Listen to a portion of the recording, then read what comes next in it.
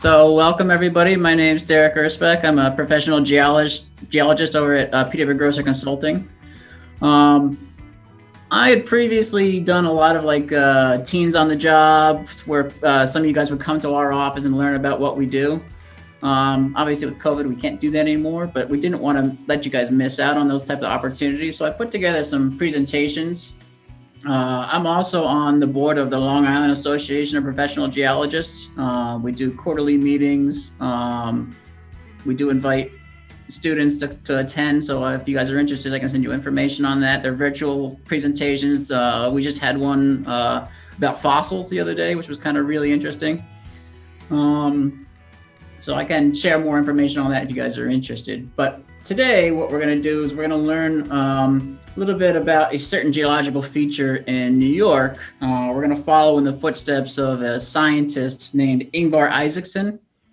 Back in 1970s, he identified something peculiar in southeast New York, and we're going to follow through his footsteps and go through his same process to figure out what is going on here. So I'm going to start the presentation now. It's about probably 10-15 minutes. There's a couple of short videos in it, and then when we're done, we can sort of talk about it and go into anything further you guys would like. All right, so this area of New York is called Panther Mountain. Panther Mountain, like I said, it's in the southeast corner of New York. You see the dot down here labeled Panther Mountain. So back in 1970, Ingvar noticed something peculiar going on here. There's this circular formation, which is a little strange for geology. What you have is these streams or creeks forming the circular path around this large mountain range called Panther Mountain. Now, this typically is not something you would see. So how could this have possibly happened if we were to look at it from a geology basis? So in geological terms, there's three possibilities here. We have a volcanic caldera, we have uplift that is forming in a dome shape, and we have meteor impact craters. So let's take a closer look at these three possibilities. So what is a volcanic caldera? Essentially, it's a large cauldron-like hollow that forms after a volcano erupts. So what you have is this magma chamber. After it erupts, the magma is gone and the volcano will collapse in on itself. So just to go over that, I have a quick video here of a volcanic caldera.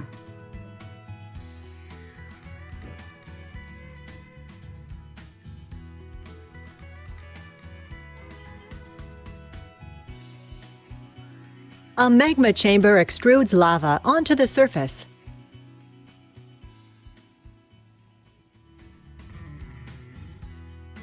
As magma migrates up into the magma chamber from great depths, it encounters less pressure near the surface. As a result of the decreased pressure, the gases in the magma expand rapidly, creating massive volcanic explosions. After an eruption, the emptied magma chamber of a volcano can collapse, forming a large circular depression called a caldera. Calderas can be many kilometers in diameter. They usually have flat bases and steep slopes. Through time, the caldera basin may fill with water, forming a caldera lake.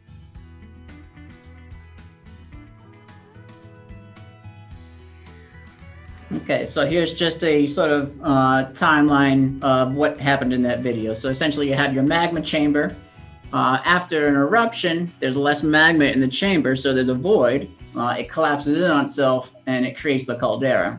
Sometimes a new volcano can form within that caldera, and you're going to have multiple of these as it just keeps expanding out and out.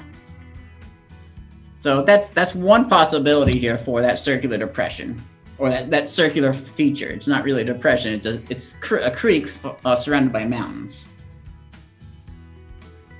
So uplift. So what is uplift? It's a geological term for the upward movement of Earth's surface. Basically, it's how mountains form.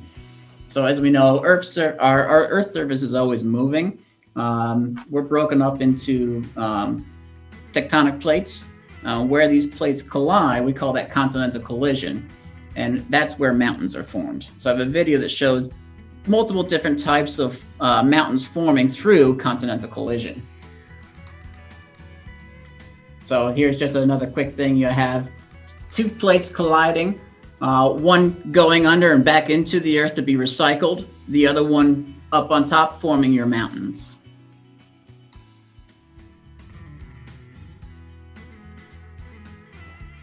Hello and welcome to Classroom Nation. I'm Andy, and today we're going to be looking at fold mountains and how they're made.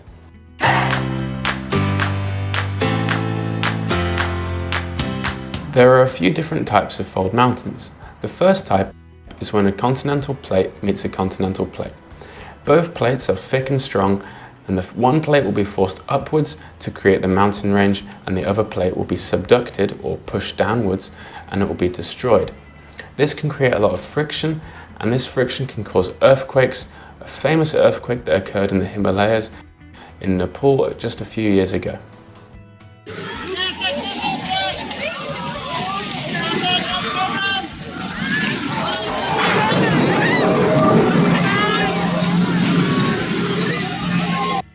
The next type is when an oceanic crust meets a continental crust. The oceanic crust is thinner and weaker than the continental crust. Therefore, the oceanic crust will be pushed downwards or subducted and be destroyed. The continental crust will be lifted up slightly, and it's similar to if you put a spatula underneath a slice of pizza. One famous example of this type of fold mountain is the Rocky Mountains in the USA. The process can also create a lot of heat and magma again, which can sometimes create volcanoes and earthquakes. The last type is when oceanic crust meets oceanic crust. At this plate boundary, one plate will be subducted and destroyed. This creates heat and magma, causing volcanoes. These volcanic eruptions create underwater mountains, which then become volcanic island arcs when they reach the surface of the water. We can see many new islands being made via this process in Indonesia, because it's along the Pacific Ring of Fire. All three types of fold mountains are very similar. They occur at plate boundaries where two or more plates meet, and the forces acting on them push one plate upwards and the other plate downwards. Thank you for watching. I hope you enjoyed this lesson. If you like the content, please follow us over onto our website for even more information and lots of great diagrams. And also, please like and subscribe for more. All right, so that was fold mountains. So like I said, different plates where the continental plates collide. You could have ocean on land, land on land, and then ocean on ocean. Now, going back to Panther Mountain, that would have to be very unique for that to form a dome shape. So the uplift would have to have happened in a way that it formed a perfect circle. Very rare. So then the third option we had was meteor craters. So meteor craters are circular depressions formed by high velocity collisions between a meteor and an Earth's surface. Probably the most famous one is Meteor Crater out west. I actually got to visit that several years back, and it is very, very cool. Very large. So essentially what happens is you have this impact at high velocity. It produces a shock wave that compresses the meteorite in the Earth's surfaces, which then results in an explosion, which forms the crater. So I'm going to have a quick video up here showing how a crater would be formed.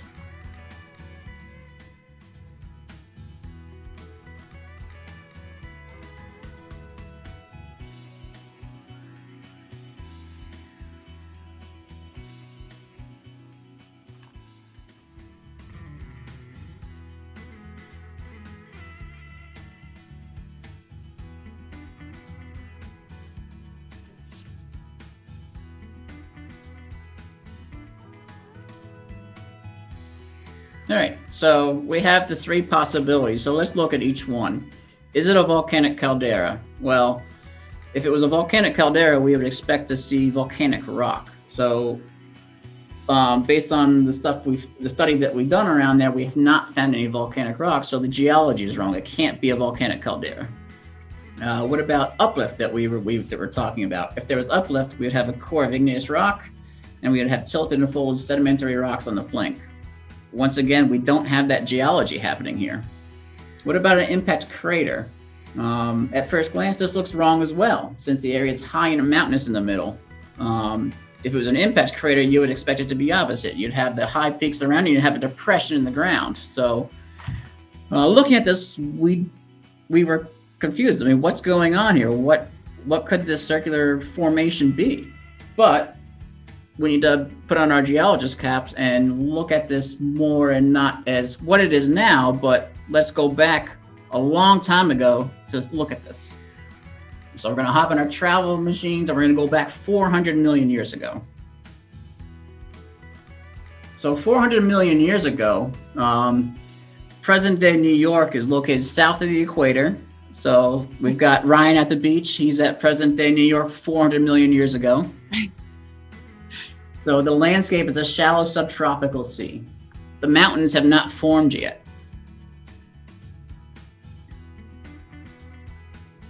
So one place where you can go and see this is if you go up to Saratoga Springs. This is Lester's Park. It's a tropical seafloor fossilized.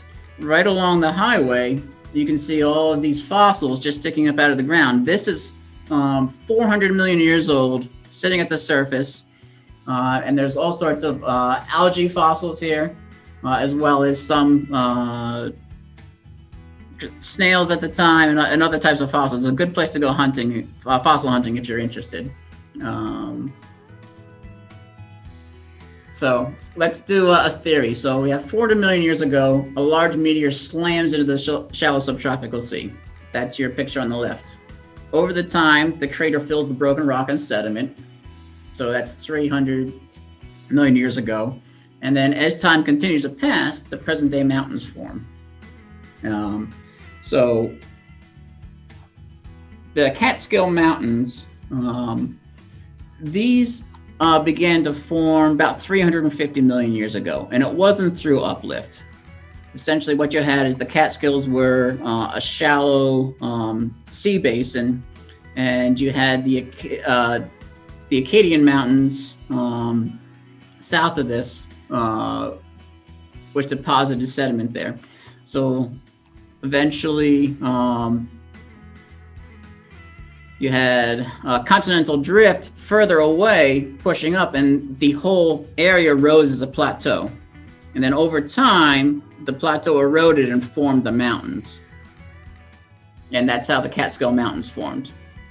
A lot of the deposit came from the Taconic Mountains up north, which at one time were 15,000 feet in elevation. They're much lower now. At 15,000 feet, they would have been the second highest mountain in North America. Does anybody know what the highest mountain in North America is right now? No? That would be Denali in Alaska. Denali has an elevation of 20,308 feet, which is the third highest mountain in the world.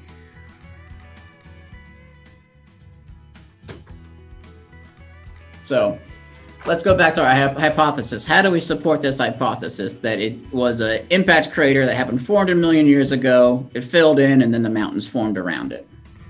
So meteors leave behind clues. I believe your teacher said you guys learned about tektites in your class. So tektites are a form of an impactite. Basically, it's vaporized terrestrial rock, sand, and etc. So essentially, when the meteorite impacts the Earth, it vaporizes everything all around it, along with the meteor. All that goes up into the air and then rains back down. And that's the iron-rich glassy spheres, which were identified on Panther Mountain, because it was an iron meteor. So when they were actually doing some drilling for looking for natural gas, and in the drill cuttings, they found these iron-rich glassy spherules. Some other cool things that we've seen from other meteors is they leave behind different types of these tektites or moldavites, which are very colorful and look almost like red glass, green glass, yellow glass. Pretty neat stuff. Another thing that we had is we found shocked quartz crystals there. So quartz is sand. When the meteor impacts, once again, it creates shock waves. And if you look at the sand particles under an electron microscope, you can see that the quartz itself is shocked.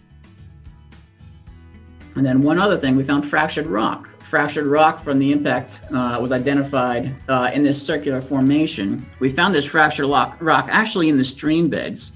So when the stream beds are relatively dry, you can walk around it and you can see it's broken into almost like tile patterns, like 10 by 10s, perfect squares where the rock itself was shattered from the impact. And then the last thing we found is gravitational field. So typically we have meters that can detect what your gravitational field is. Low gravitational field would be expected when you have broken rock, and then high gravitational field would be expected when you have intact rock. With these meters, we found that the rock around Panther Mountain is all low gravitational, meaning that it was all broken rock. So, looking at this hypothesis, are you guys convinced that this is a meteor impact crater now? Or do you think it's something else that maybe we haven't seen yet? So, most of the scientists believe that this is a meteor impact crater. So looking at the size of it, you guys are like, well, how big was the meteor? How impactful was it? We estimate that the meteor had a diameter of about 820 feet. So that's about 1 football field all the way around. And it impacted equal to about 1,800 megatons of TNT, or it would have been equal to about 138,000 Hiroshima-sized bombs. So that impact would have been devastating back 400 million years ago. It would have changed the face of the Earth. Been traumatic to marine life, affected global climate for a long time. And this is unique because we can go visit this and walk around it, unlike Meteor Crater, where out west, where you can only go up and see the rim of it. You can't go into it. You can actually explore all throughout this Panther Mountain. It is a state park, so there's lots of trails there. The best trail to go see the mountain is called Giant Ledge and Panther Mountain Trail. It's about 6.3 miles out and back. Remember, it's 7 miles around. So to get to the center of it, you're roughly about 6.3 there and back. It is pretty intense hike. It does get up to elevation 3,724. So you are climbing about 1,200 feet in elevation to get to the top of the mountain. And then there are nearby campgrounds. Mongup as a state park. I have a few pictures from when I visited last summer. And then this is the view at the top of Giant Ledge, looking into the center of the crater, which is all mountains now. And then with that, we can turn it back over to the classroom to discuss. So what else have you guys learned about in your class that we touched on here? Anything? We're just getting into weathering and erosion now. Mm-hmm. And did you talk to Brian yet about getting that presentation on weathering and erosion? Yes, we're going to do it after the February break, so we're looking forward to that. Yeah. So essentially, the Catskill Mountains were formed by weathering and erosion. It's kind of unique how the Catskill Mountains formed is a large plateau. So if you go to the Catskill Mountains, you're driving flat, and then all of a sudden the mountains just pop up. It's a really unique feature. It's actually called the Great Wall of Manitou. Really? Interesting. Essentially, you had this giant plateau, and then over time, the rivers eroded, and what we see is now the present-day mountains. It's really cool. How far is Panther Mountain from here, from Long Island? It's probably, without traffic, you're looking at 3 hours maybe, 2.5, 3 hours. It's doable, folks. You guys all drive now. Yeah. It's a good little trip. Are big skiers, there's a bunch of ski resorts up there. Woodstock is close. You know, vacationing in New York, there's options. Mm-hmm. And, that was something I did last summer just because we couldn't go anywhere with COVID. You could still go hiking and camping. New York has so much to offer. And did you find the little things like on the hike? Did you find the small, what'd you call them? The glassy spherules, they were actually much deeper because remember this was 400 million years ago. So those glacial spherules, what they did was they were looking for natural gas there. So they did a couple of boreholes down 1,500 feet. Oh, and wow. in the cuttings is where they found those glassy spherules. That's exciting though. Very exciting. They didn't find natural gas there, though. Okay, well. So that's one thing with the domical uplifts. A lot of times they'll look for that as a sign of there's shale down there where you can find natural gas. Okay. So they did 2 boreholes here and didn't find any natural gas. I have to be honest with you, I never knew about that meteorite impact there. Yeah, so neither did I until I started doing this exploration. That was really, really exciting to me. Very exciting. You guys, exciting? Learned something new? Considering Definitely. when you think about it, you think of meteor impact craters. I got to go all the way up west to see one of those. You don't. They're right here in our backyard. We have so much. And we just learned about, crater, I'm sorry. Can you repeat that? I'm sorry. It may not be as impressive as meteor crater because it's not what you expect from a meteor crater, but just to be walking in something that, had that much of an impact on the Earth is kind of neat. Absolutely. And one of the things that we're going to be talking about, because we will be learning about meteorite impacts, is that a lot of them are hidden. Yep. Because of the weathering and the erosion and the plant life. You don't realize they're there. Yeah. Was that found through satellite imagery? It was just because basically this scientist was looking at aerials and topos and saw, hey, this is a circular formation. This doesn't happen just out of the blue. This is a geological form. It could be either one of these 3 options. And then he sort of went. Exciting. He knew right off the bat it wasn't a volcanic caldera because there's no volcanic activity really on the East Coast. But it could have been uplift. But then again, looking at how Catskills were formed, it was ruled out as well. So the only really explanation was that impact crater. Yeah, very, very interesting. Does anybody have questions? No? But this is probably one of the most popular hikes in New York right now, just because of the spectacular views up there. It's beautiful, yeah. Definitely nice. And I'm really glad that it's now on my list. I'm just going to say that. Derek, would you share a little bit about what you do every day in your job?